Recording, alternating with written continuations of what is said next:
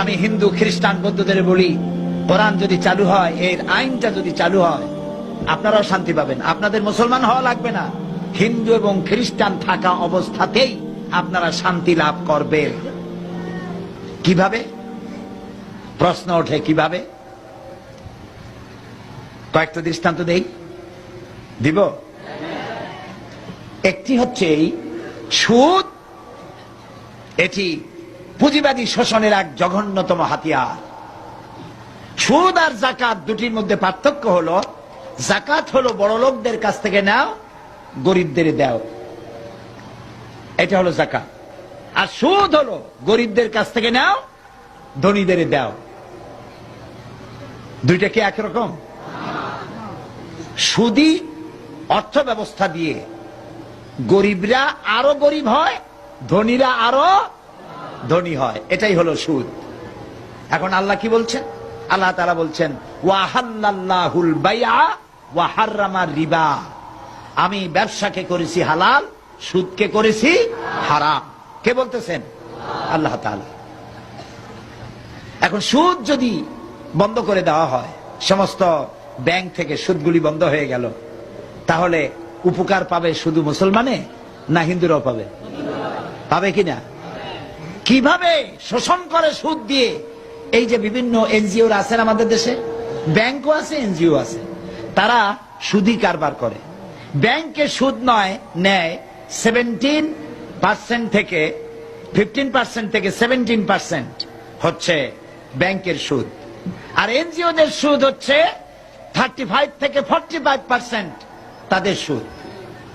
এই যে সুদ তারা নিল, ধরুন একজন গরিব মানুষ, সে হালের বলদ কেনার জন্য অথবা জমিনের সার আর বীজ কেনার জন্য ব্যাংক থেকে লোন নিয়েছে।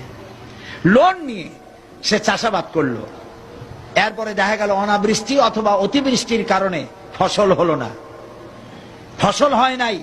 লোকটা তো ব্যাংকের কাছে ঋণী, এই ঋণ শোধ করবে কি দিয়া? ব্যাংক বৃষ্টি হয় নাই বলে, ফসল ভালো হয় নাই বলে ব্যাংক কি তার সুদ মাফ করবে? করবে না। তখন গরিব লোকটা কি করবে?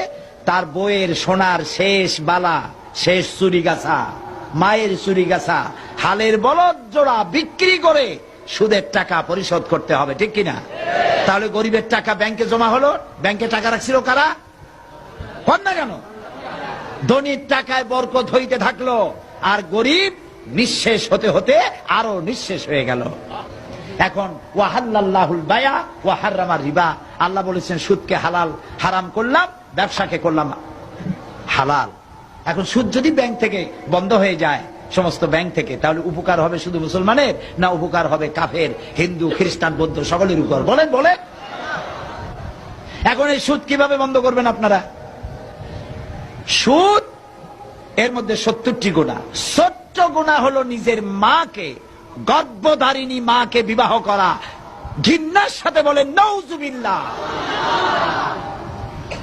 এইটা যদি হয় ছোট্ট গুনাহ, 70টা গুনার ছোট্ট গুনাহ এই, বড় গুনাহটা কি? আমি হাদিস শরীফ খুঁজেছি, বড় গুনাহ হাদিসে পাই নাই।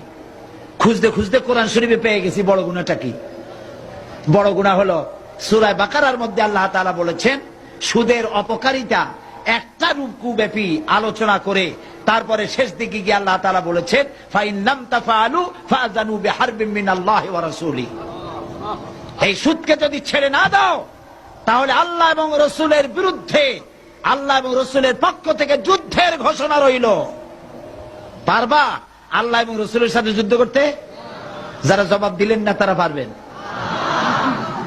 আল্লাহর সাথে যুদ্ধ করবা? 1.5 মিনিট একটা আঘাত দিলেন, এই যে সুনামি হয়ে গেল না, ওটা যদি হয় সুনামি, তাহলে দুর্নামিটা কি? Thailand, Malaysia, Indonesia, Sri Lanka, Tamil Nadu, 1.5 মিনিটের এক ধাক্কায় 3.5 লক্ষ মানুষ দুনিয়া থেকে বিদায় হয়ে গেছে। 1 লক্ষ মানুষের খোঁজ নাই। বাড়ি ঘর, দালান কোঠা মিসমার হয়ে গিয়েছে। সমুদ্র থেকে 33 ফিট উঁচু হয়ে পানি এসে সমস্ত এলাকা ভাসাইয়া ধসাই দিয়েছে। টের পাও আল্লাহর কত বড় শক্তি? সুবহানাল্লাহ বলো। আল্লাহ কত যুদ্ধের ঘোষণা রইল। এইটা হলো সুদের সব থেকে বড় পাপ। এই সুদ ওয়াজ করে বন্ধ করা যাবে? আমার মতো সাইদি লাখো কোটিও ওয়াজ করে করে শেষও যদি হয়ে যায় সুদ বন্ধ হবে না। এদেশের আলেমেরা পীরেরা হাজার বছর ধরে ওয়াজ করেছেন, সুদের বিরুদ্ধে সুদ বন্ধ হয় নাই। ওয়াজ করে যদি সুদ বন্ধ করা যেত, জেনা বন্ধ করা যেত, তাহলে রাসূলুল্লাহর চাইতে বড় ওয়াইজ আকাশের নিচে জমিনের উপরে আর নাই। তিনি ওয়াজ করে বন্ধ করতে পারতেন, ঠিক না ভাই? রাসূলুল্লাহ ওয়াজ করে বন্ধ করতে পারেন নাই। কি করে বন্ধ করছেন? আইন করে বন্ধ করেছেন। কি করে বন্ধ করেছেন? আইন করে। সুতরাং ওয়াজ করে তাফসীর করে সুদ জেনা মদ বন্ধ করা যাবে না। বলতে পারেন তাহলে আপনি এত চিল্লেন কেন? বলতে পারেন আমি চিল্লাই মোটিভেশন করার জন্য, আপনাদের ব্রেন ওয়াশ করার জন্য। আলহামদুলিল্লাহ, ঠিক ব্রেন ওয়াশ হবে ইনশাআল্লাহ। বলেন ইনশাআল্লাহ। ইনশাআল্লাহ কিভাবে হবে?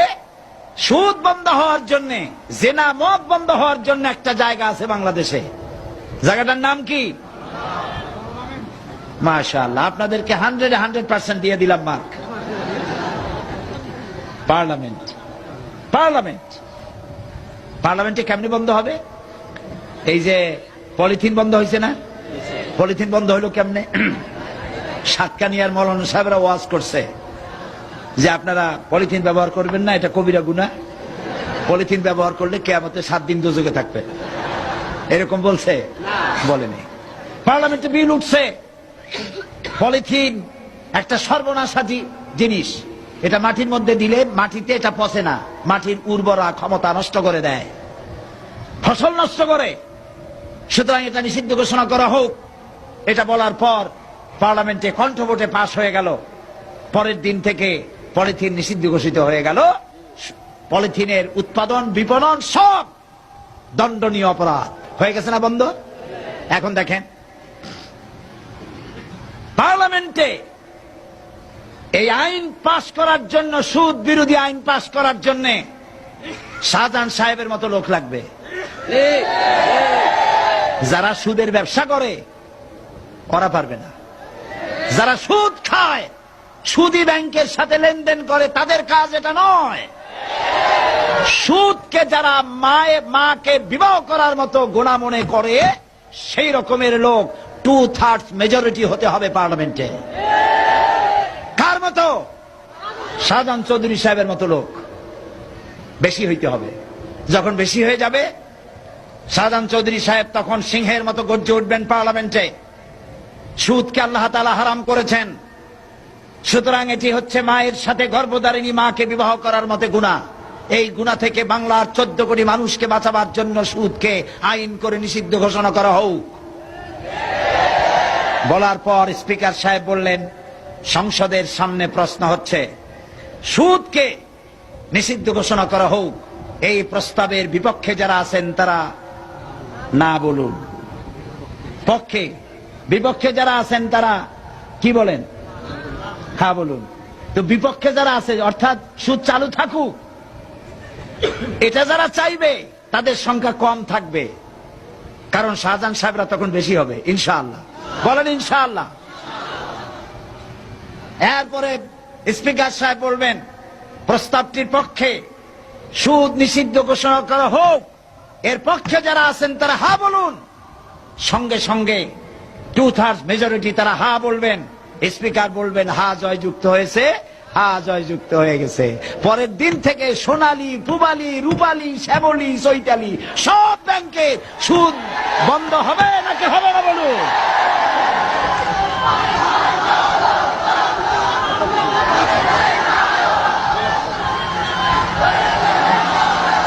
প্রিয় ভাই সব, এইভাবে সুদ, জেনা, মদ, জুয়া পার্লামেন্টের মাধ্যমে পাশ করা সম্ভব। আলহামদুলিল্লাহ বলে।